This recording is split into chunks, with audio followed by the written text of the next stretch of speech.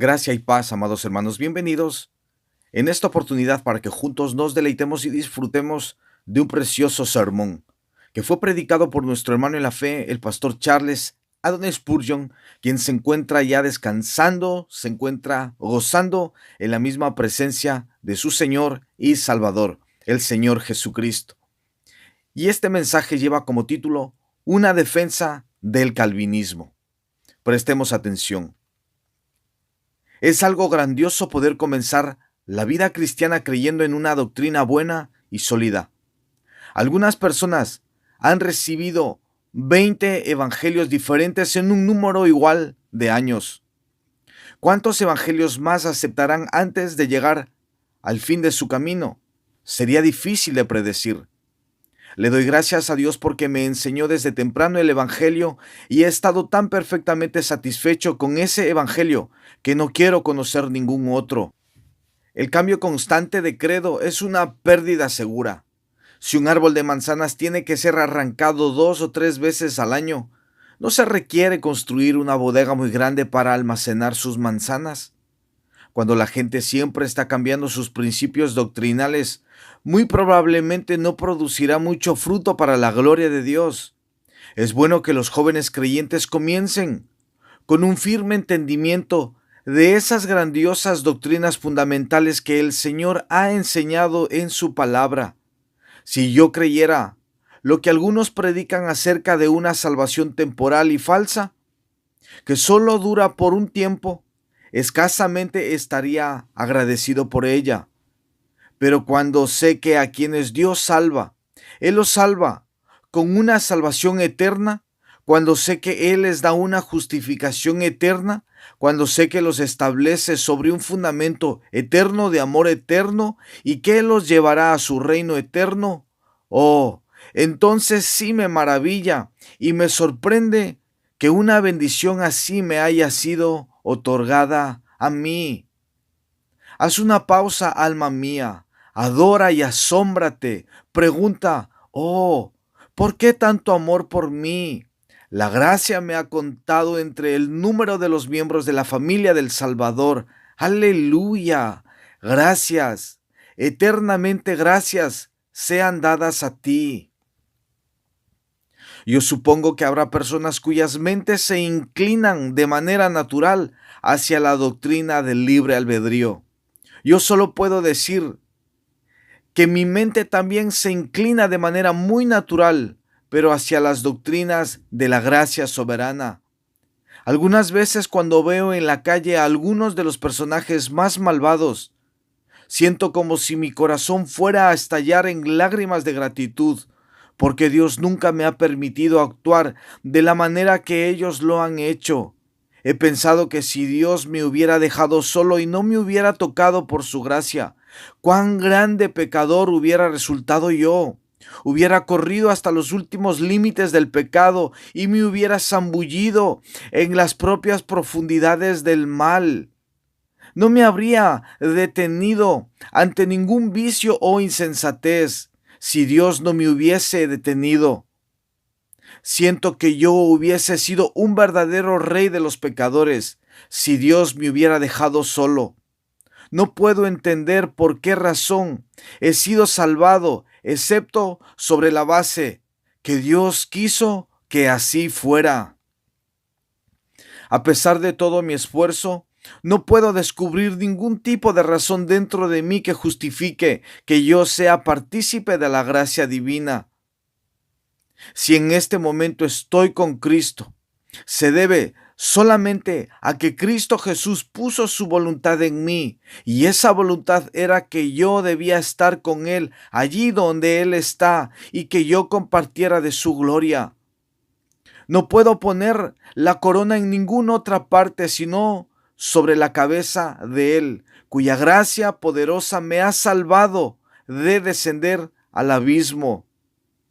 Contemplando mi vida pasada, veo que el amanecer de todo provino de Dios, efectivamente de Dios. Yo no utilicé ninguna antorcha para iluminar al sol, sino que el sol me alumbró. Yo no di comienzo a mi vida espiritual, no. Yo más bien daba patadas y forcejeaba contra las cosas del Espíritu. Cuando Él me atrajo hacia sí durante un tiempo, yo no corrí tras Él. Había un odio natural en mi alma hacia todo lo santo y lo bueno. Los requerimientos de amor dirigidos a mí se desperdiciaban. Las advertencias se las llevaba el viento. Los truenos eran despreciados.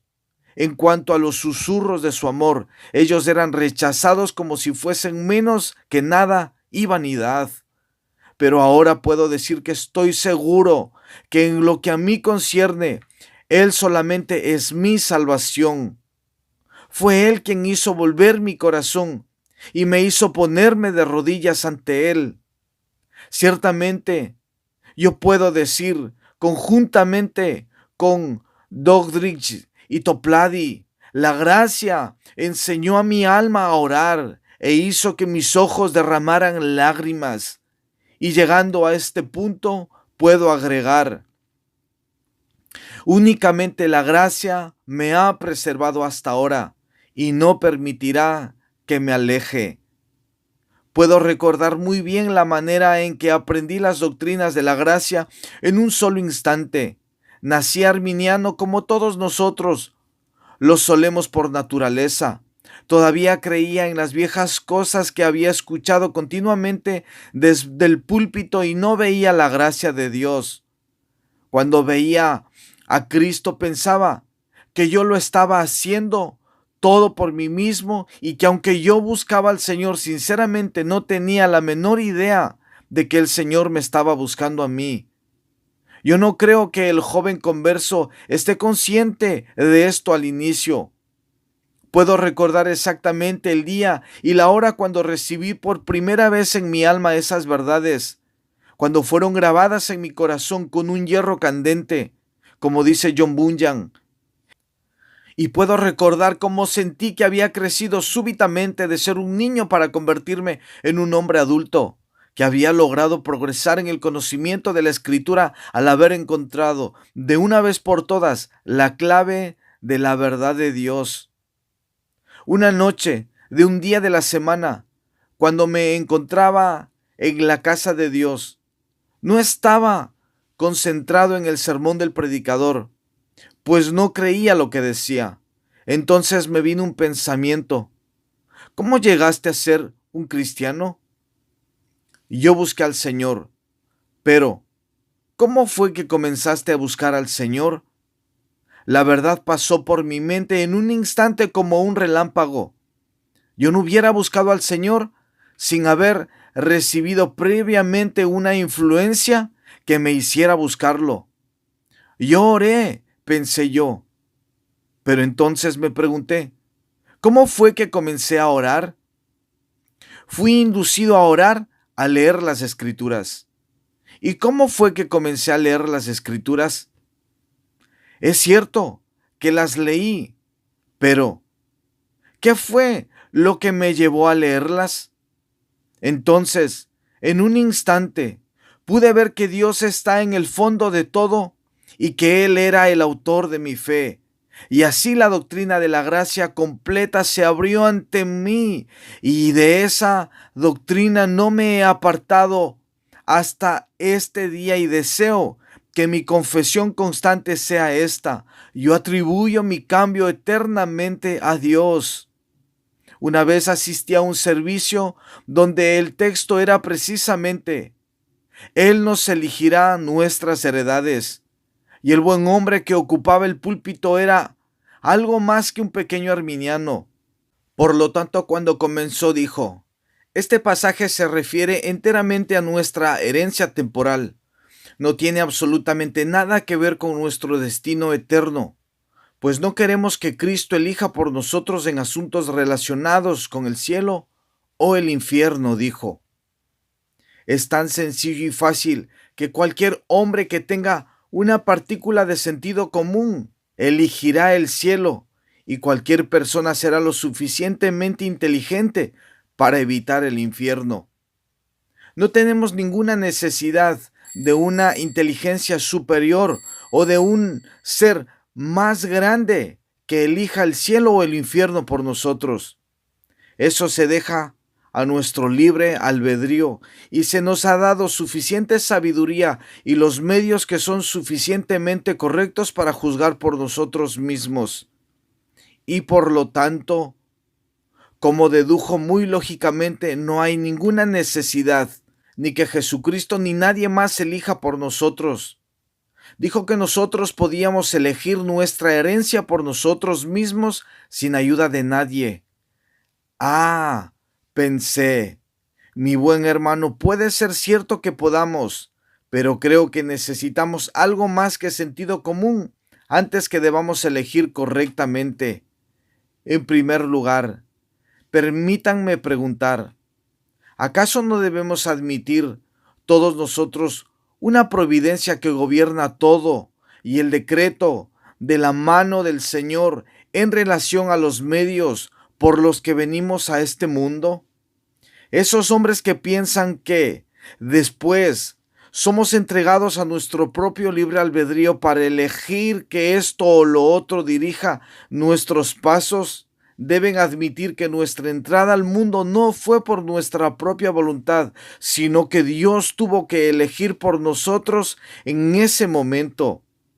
¿Cuáles eran esas circunstancias en poder nuestro que nos llevaron a elegir a ciertas personas para que fueran nuestros padres? ¿Tuvimos algo que ver con eso? ¿No fue el mismo Dios quien designó a nuestros padres el lugar de nuestro nacimiento y nuestros amigos?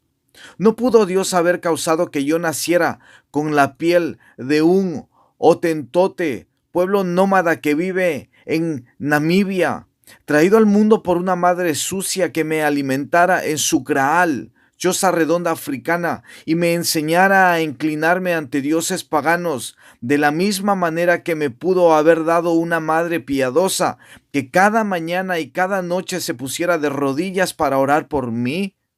¿O acaso no hubiera podido Dios, si así hubiera querido, haberme dado a un libertino como padre, de cuyos labios yo pude haber oído un lenguaje espantoso, sucio y obsceno? ¿No pudo haberme colocado donde yo hubiera tenido un padre borracho que me habría recluido en un calabozo de ignorancia y me habría educado en las cadenas del crimen? ¿Acaso no fue la providencia de Dios la que me dio la oportunidad feliz de que mis padres fueran sus hijos y que se esforzaran por educarme en el temor del Señor?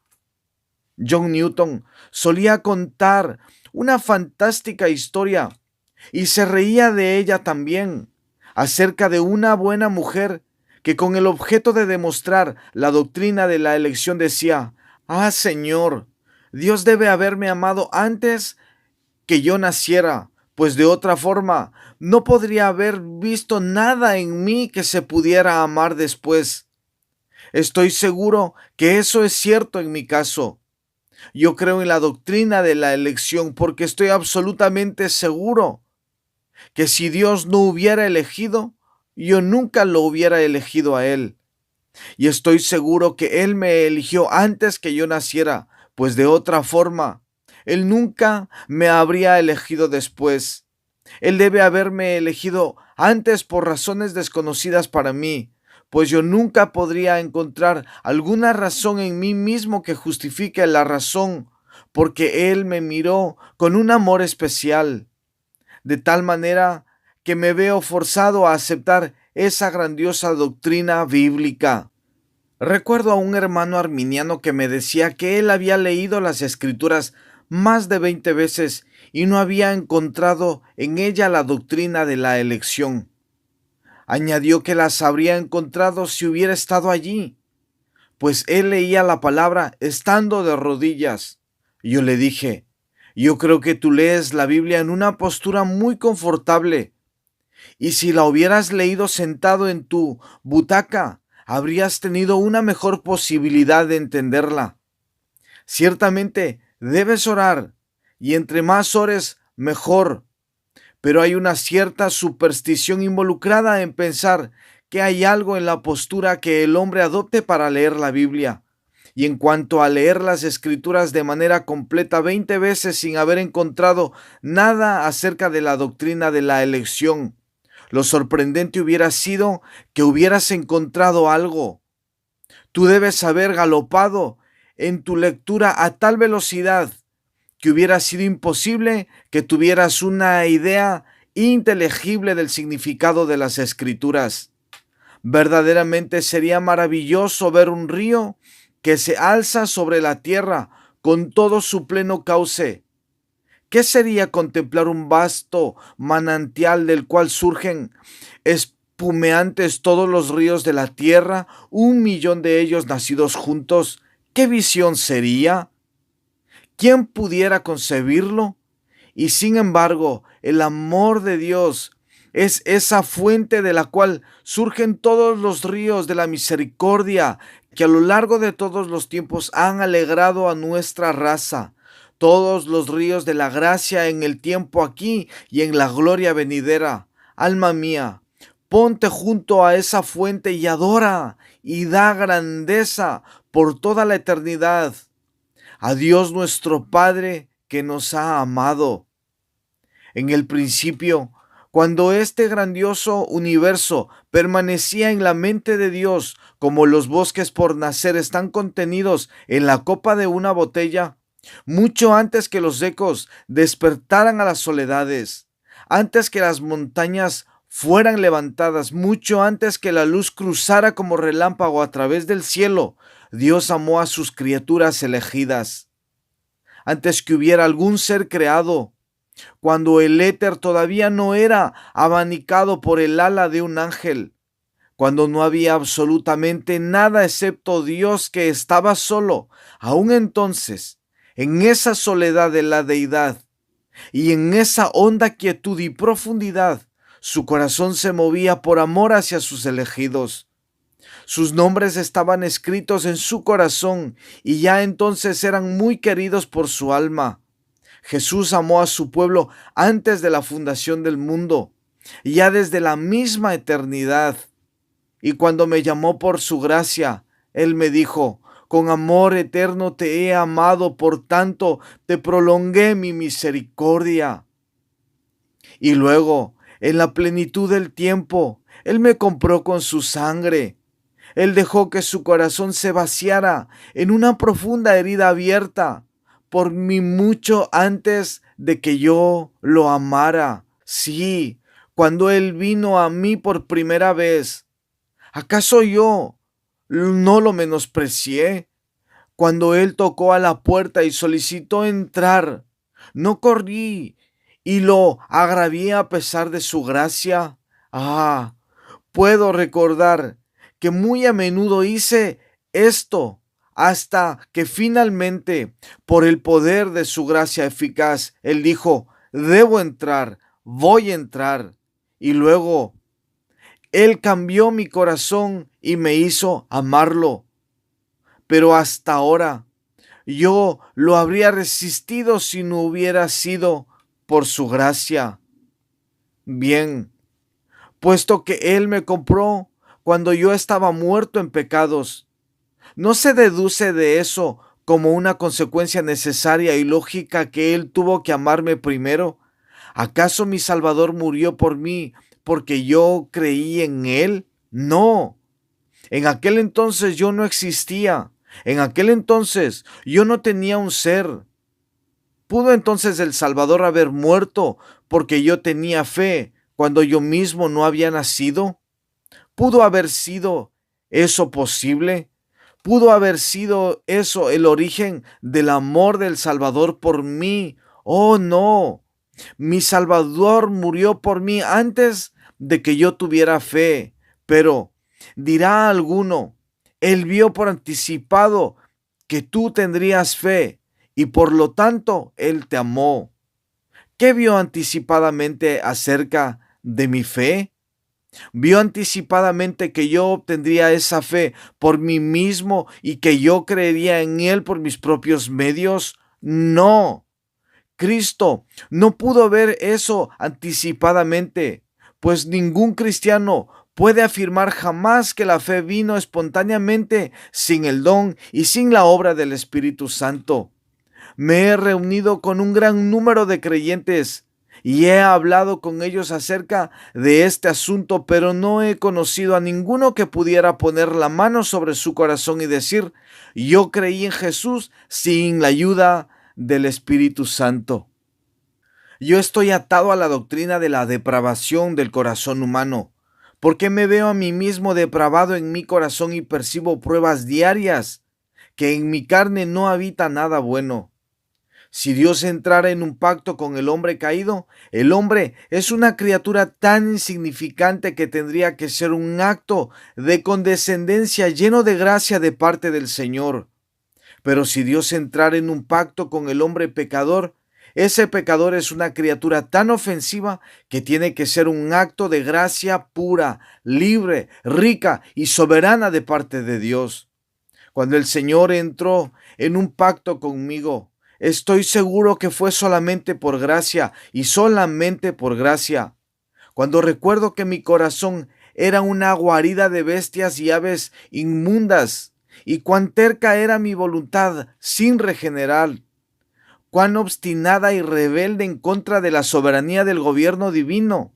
Siempre me siento inclinado a tomar el lugar más humilde en la casa de mi Padre, y cuando entre al cielo será para ir con los más pequeños de los santos y con los primeros de los pecadores.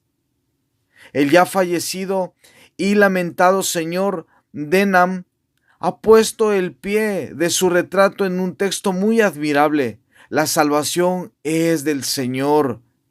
Eso es precisamente un epítome, compendio de una obra extensa del calvinismo. Es su resumen y sustancia. Si alguien me preguntara qué quiero decir cuando hablo de un calvinista, yo respondería: es alguien que afirma que la salvación es de Jehová. No puedo encontrar en la Escritura ninguna otra doctrina fuera de esta.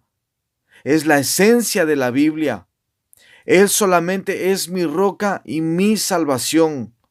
Díganme cualquier cosa contraria a esta verdad y será una herejía. Mencionen cualquier herejía y yo encontraré su esencia aquí, que se ha apartado de esta verdad gloriosa, fundamental, sólida como una roca. Dios es mi roca y mi salvación. ¿Cuál es la herejía de Roma sino añadir algo a los méritos perfectos de Jesucristo? Introducir las obras de la carne para que ayuden a nuestra justificación. ¿Y cuál es la herejía del arminianismo sino añadir algo a la obra del Redentor? Cada herejía, cuando es llevada a un examen riguroso, se revela como tal en este punto. Yo tengo mi propia opinión particular, que no hay tal cosa como predicar a Cristo y a Él crucificado, a menos que prediquemos lo que hoy en día se llama la doctrina calvinista. El calvinismo no es otra cosa que el Evangelio.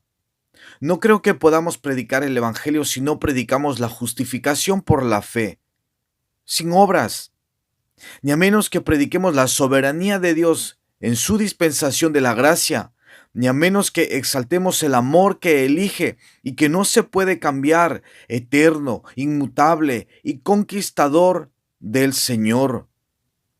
Tampoco pienso que podamos predicar el Evangelio a menos que lo basemos sobre la redención especial y particular de su pueblo escogido y elegido, que Cristo llevó a cabo en la cruz. Tampoco puedo comprender un evangelio que permite que los santos se aparten de manera definitiva después de haber sido llamados y deja que los hijos de Dios se quemen en los fuegos de la condenación después de haber creído una vez en Jesucristo. Yo aborrezco un evangelio así.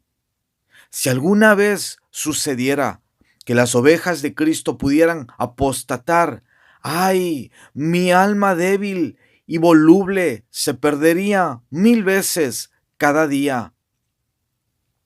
Si un santo amado de Dios pudiera perecer, todos perecerían. Si uno de los participantes del pacto se perdiera, todos se perderían. Y entonces no hay ninguna promesa del Evangelio que sea verdadera, sino que la Biblia es una mentira y no hay en ella nada digno de mi aceptación. Yo me volvería un infiel de inmediato si yo creyera que un santo de Dios puede caer jamás de una manera permanente. Si Dios me ha amado una vez, entonces Él me amará para siempre.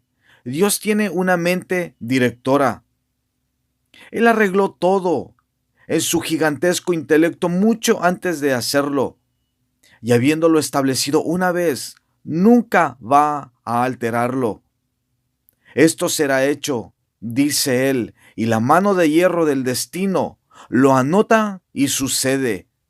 Este es mi propósito, y permanece. Ni la tierra ni el infierno pueden alterarlo.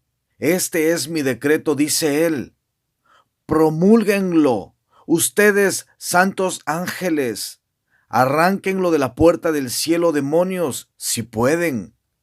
Pero ustedes no pueden alterar el decreto, el cual permanecerá para siempre. Dios no altera sus planes. ¿Por qué habría de hacerlo? Él es el Todopoderoso y por tanto puede hacer lo que le plazca. ¿Por qué habría de alterarlos? Él conoce todo y por tanto no puede errar en sus planes. ¿Por qué habría de cambiarlos? Él es el Dios eterno y por tanto no puede morir antes de que su plan se cumpla. ¿Por qué habría de cambiar? Átomos de la tierra sin valor, cosas efímeras de un día.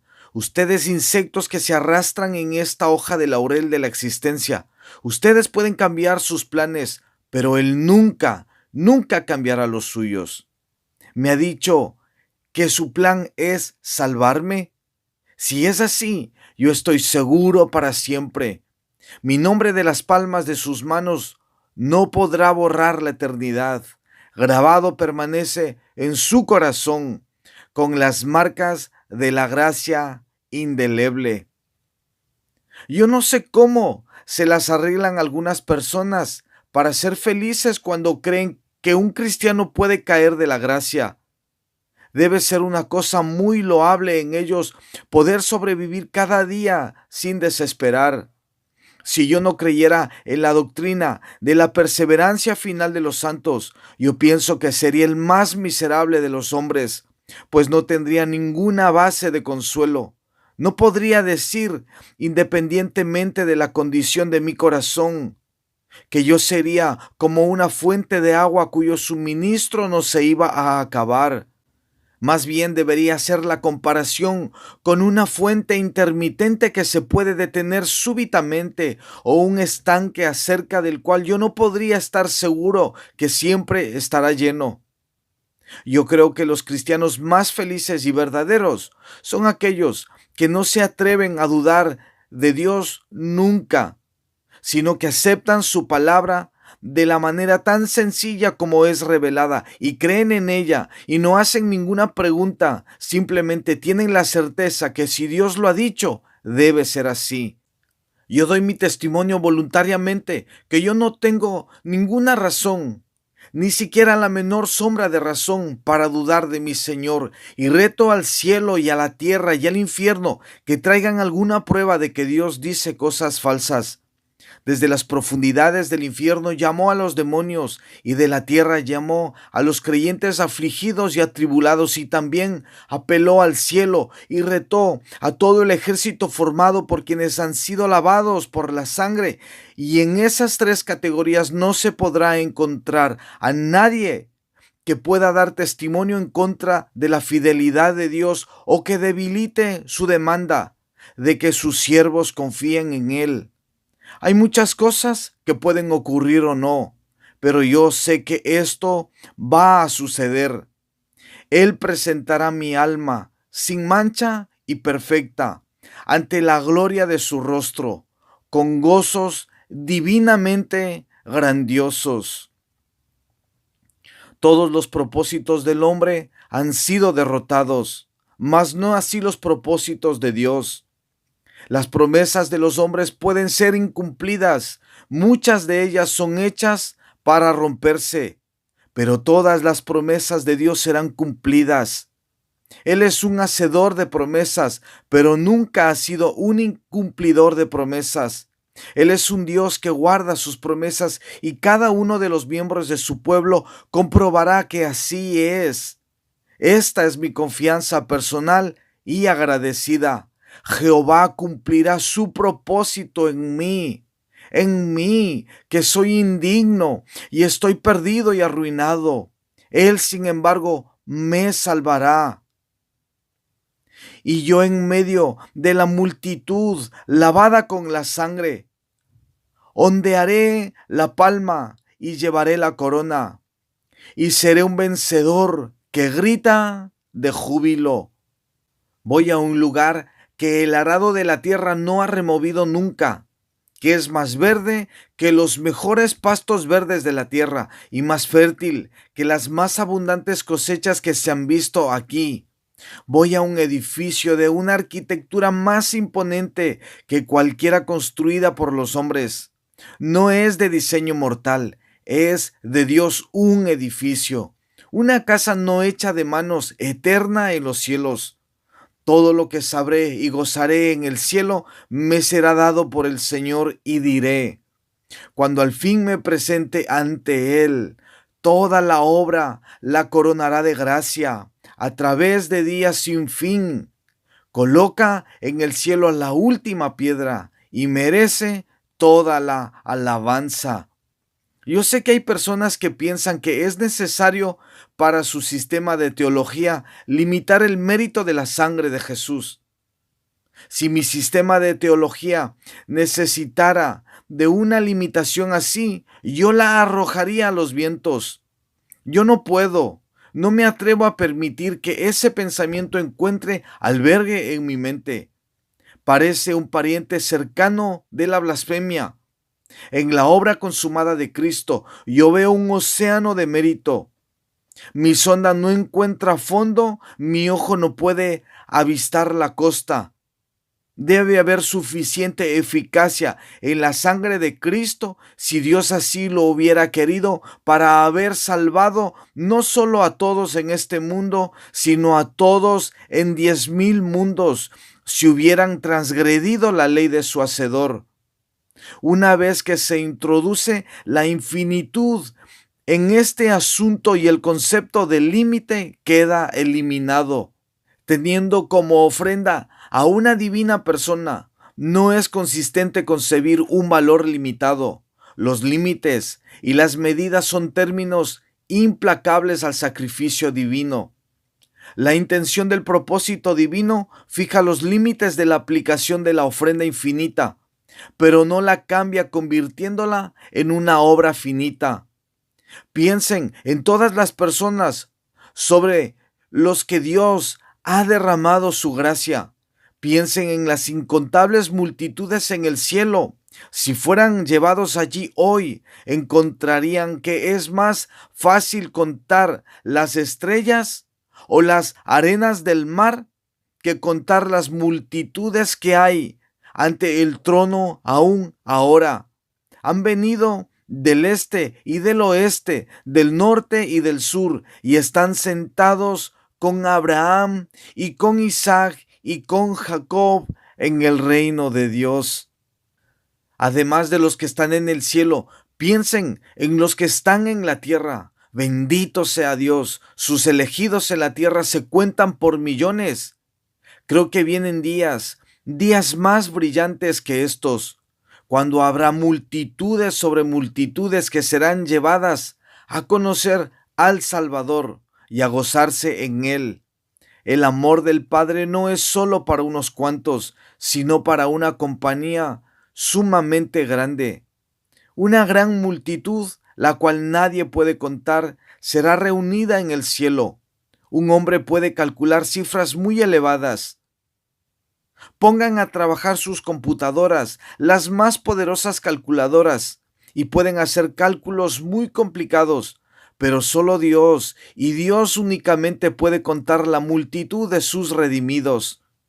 Yo creo que habrá más personas en el cielo que en el infierno.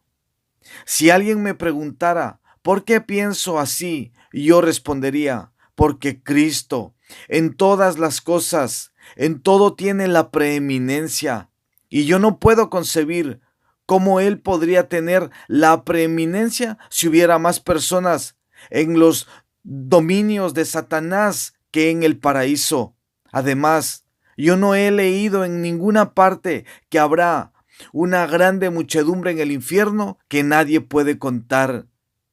Me produce mucho gozo saber que las almas de los infantes, tan pronto como mueren, caminan rápidamente al paraíso.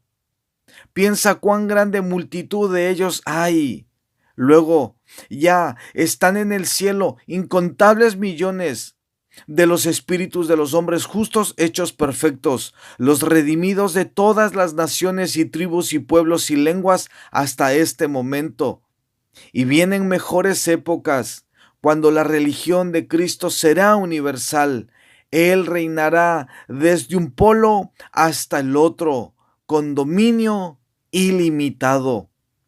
Cuando reinos enteros se inclinen ante Él y naciones surjan en un día, y en los 1000 años del grandioso estado del milenio habrá suficientes personas salvas que compensarán todas las deficiencias de los miles de años transcurridos anteriormente. Cristo será Señor en todas partes. Su alabanza resonará en toda la tierra. Cristo tendrá la preeminencia al final.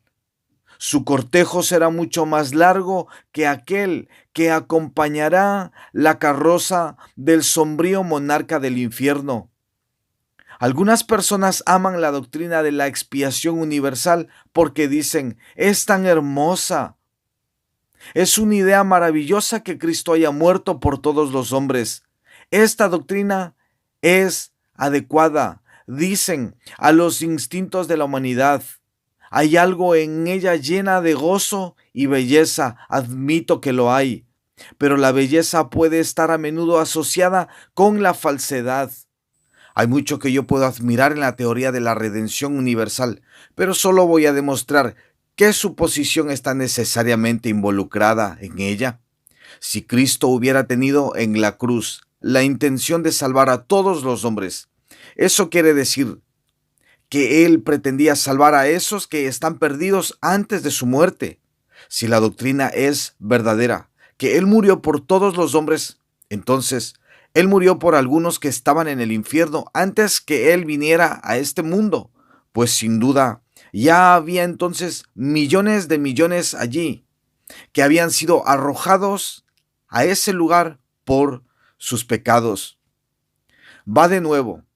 Si hubiera sido la intención de Cristo salvar a todos los hombres, cuán deplorablemente Él ha sido decepcionado, pues tenemos su propio testimonio que hay un lago que arde con fuego y azufre, y a ese abismo de dolor han sido arrojadas algunas de las mismas personas que, según la teoría de la redención universal, fueron compradas con su sangre.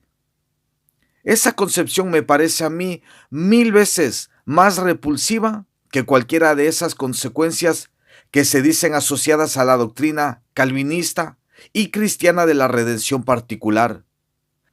Pensar que mi Salvador murió por hombres que estaban o que están en el infierno parece ser una suposición demasiado horrible para que yo la considere.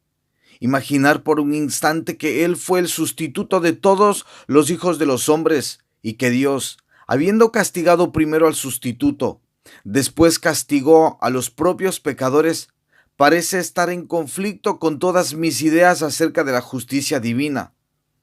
Que Cristo hubiera tenido que sufrir una expiación y dar una satisfacción por los pecados de todos los hombres, y que luego algunos de esos mismos hombres tuvieran que ser castigados por los pecados que Cristo ya había expiado, me parece que es la iniquidad más monstruosa que pudo haber sido imputada jamás a Saturno, a Jano, a la diosa de los ladrones o las más diabólicas deidades paganas. Dios no permita que alguna vez pensemos eso de Jehová, el justo y sabio y bueno.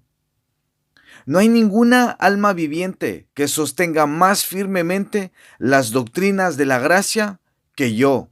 Y si alguien me preguntara si me da vergüenza que me llamen calvinista, yo respondo No quiero que me llamen de ninguna otra manera que cristiano.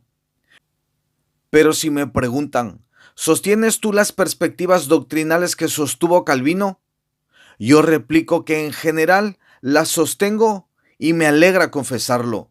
Pero lejos está de mí ni siquiera imaginar que Sion no contiene dentro de sus murallas a nadie que no sea un cristiano calvinista, o que nadie que no comparta nuestro punto de vista es salvo.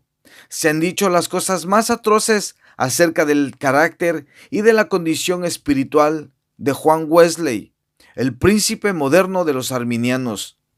En relación a él, yo solo puedo decir que si bien es cierto que detesto muchas de las doctrinas que él predicó, sin embargo, por el hombre en sí tengo una reverencia que nada tiene que pedir a sus seguidores. Y si se necesitara agregar 2 apóstoles al número de los 12, no creo que se puedan encontrar 2 hombres más idóneos que Jorge Whitfield y Juan Wesley. El carácter de Juan Wesley está más allá de toda crítica en cuanto a su abnegación, celo, santidad y comunión con Dios.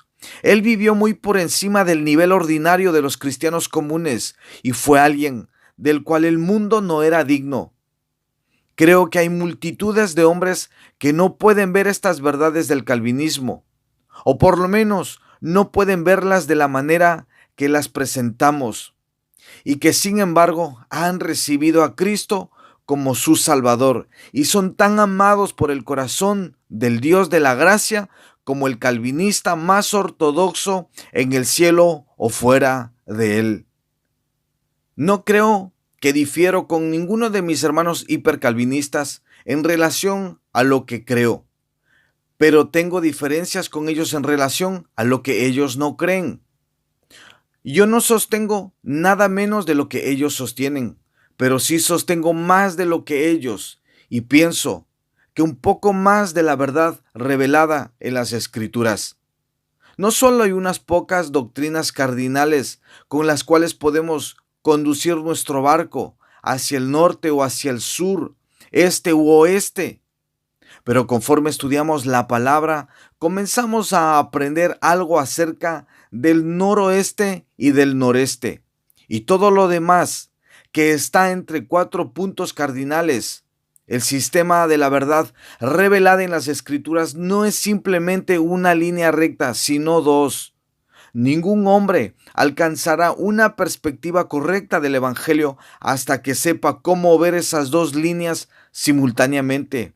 Por ejemplo, yo leo en un libro de la Biblia y el espíritu y la esposa dicen ven, y el que oye diga ven, y el que tiene sed venga, y el que quiere tome del agua de la vida gratuitamente. Sin embargo, otra parte del inspirado libro me enseña que no depende del que quiere ni del que corre, sino de Dios que tiene misericordia.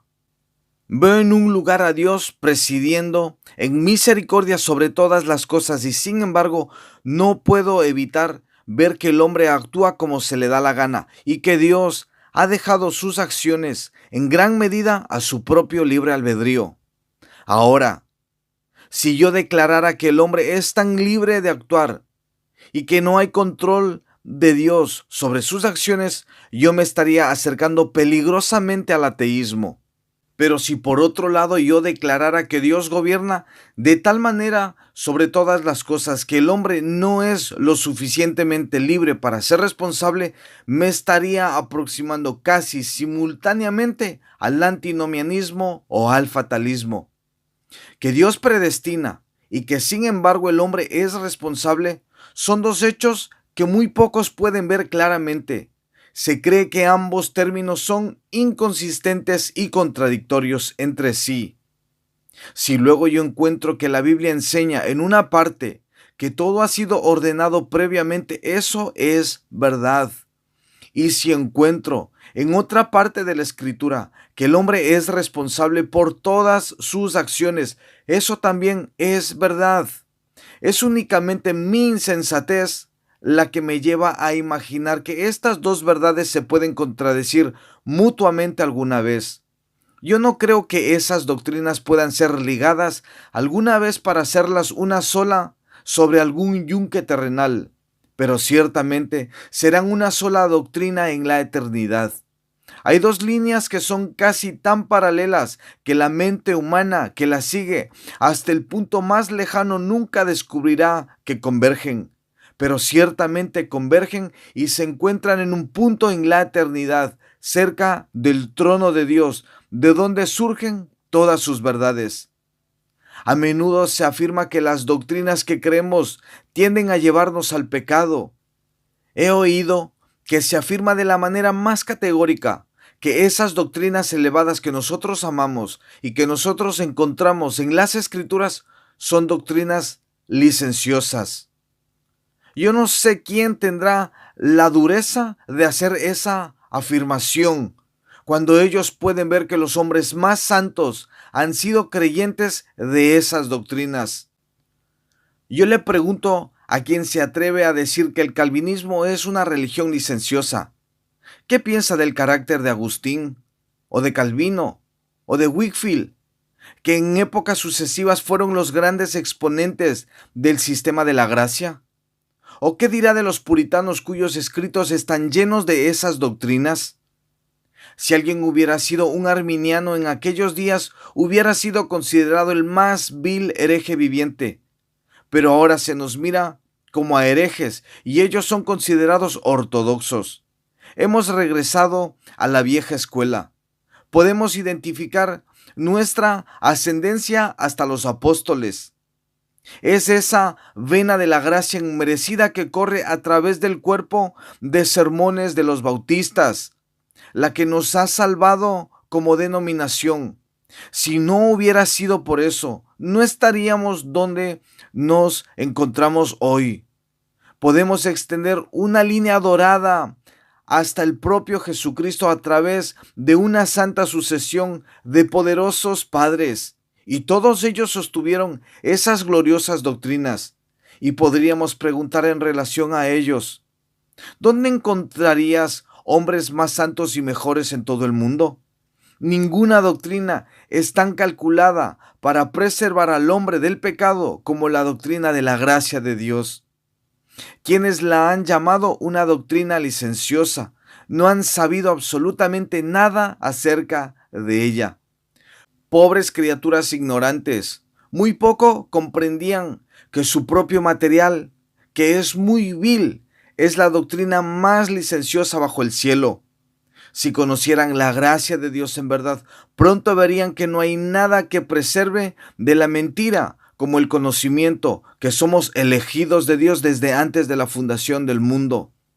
No hay nada como la creencia en mi perseverancia final y en la inmutabilidad del afecto de mi Padre, que me puede mantener cerca de Él por medio de un motivo de simple gratitud. Nada hace a un hombre más virtuoso que la creencia en la verdad de Dios. Una doctrina llena de mentiras pronto engendra una práctica llena de mentiras. Un hombre no puede tener una creencia errónea sin tener cada día una vida llena de errores. Yo creo que una cosa engendra naturalmente a la otra. De todos los hombres, aquellos que tienen la piedad más desinteresada, la más sublime reverencia y la devoción más ardiente son los que creen que han sido salvos por gracia, sin mediar obras, por medio de la fe, y eso no de ellos, pues es un don de Dios. Los cristianos deberían de prestar atención y ver que siempre es así, para que de ninguna manera Cristo sea crucificado de nuevo para ellos mismos y no sean expuestos a vituperio. Soy Juan Carlos Barahona González y este es tu canal, El Peregrino. Quisiera invitarte a que te suscribas a este canal, que me apoyes con un comentario, que me dejes un me gusta y sobre todo, te animo a que compartas la palabra de Dios con muchas otras personas. Y el deseo más grande de mi corazón es que recuerdes que has sido llamado por Dios, que hemos sido llamados por Dios para vivir para alabanza de la gloria de su gracia. Que tengas una preciosa y plena vida pegado, ligado al Señor Jesucristo. Que Dios te bendiga.